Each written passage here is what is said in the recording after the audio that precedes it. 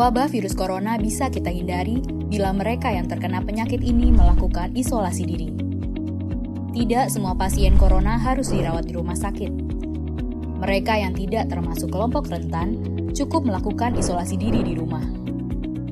Protokol isolasi diri sendiri dalam penanganan COVID-19. Mengapa orang yang diduga tertular COVID-19 diisolasi setidaknya 14 hari? Gejala COVID-19 biasanya muncul dalam rentang 1-14 hari berupa batuk, demam, atau sesak nafas. Dalam selang waktu itu, kondisi orang diduga terinfeksi COVID-19 diisolasi dan dipantau di rumah sakit, rumah, atau tempat lain. Untuk memastikan infeksi, akan dilakukan tes beberapa kali. Apabila Anda bukan kelompok rentan seperti lansia atau memiliki penyakit kronis lain seperti diabetes, jantung, kanker, penyakit paru kronik, AIDS, penyakit autoimun, dan sejenisnya, maka Anda dapat secara sukarela atau berdasarkan rekomendasi petugas kesehatan melakukan isolasi mandiri. Apakah isolasi mandiri itu? Isolasi mandiri adalah upaya mencegah penyebaran COVID-19 dengan berdiam diri di rumah sambil memantau kondisi diri kita, seraya tetap menjaga jarak aman dari orang sekitar atau keluarga.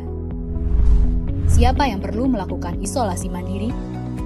Siapapun yang memiliki gejala sakit seperti demam, batuk atau pilek, nyeri tenggorokan, atau gejala penyakit pernafasan lainnya, atau termasuk dalam kelompok orang dalam pemantauan atau ODP, yaitu orang yang pernah berkontak erat dengan pasien positif COVID-19 dan atau orang dengan riwayat perjalanan dari negara atau transmisi lokal COVID-19.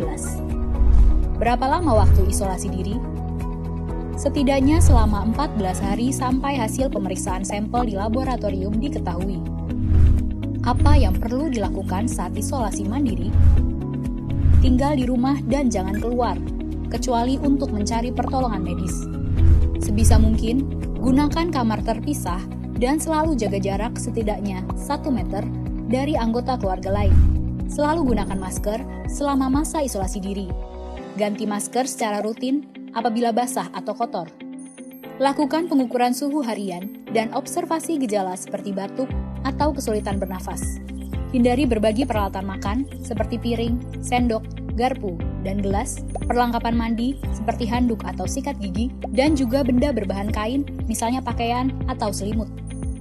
Terapkan perilaku hidup bersih dan sehat seperti makan makanan bergizi, rutin mencuci tangan dengan sabun dan air mengalir, serta melakukan etika batuk dan bersih. Upayakan berada di ruang terbuka dan berjemur sinar matahari setiap pagi. Jaga kebersihan rumah dengan cairan disinfektan, terutama untuk area atau permukaan yang sering tersentuh tangan.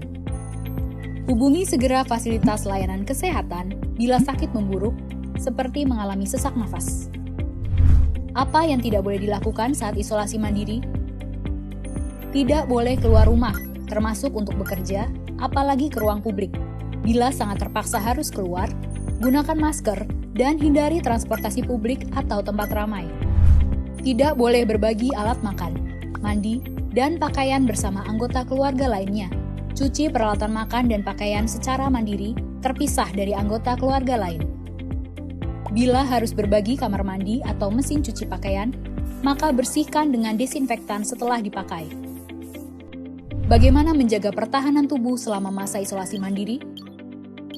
Tetap terapkan pola hidup sehat, antara lain dengan makan makanan bergizi seimbang, perbanyak buah dan sayur, istirahat yang cukup, lakukan olahraga ringan, dan hindari merokok atau minum alkohol.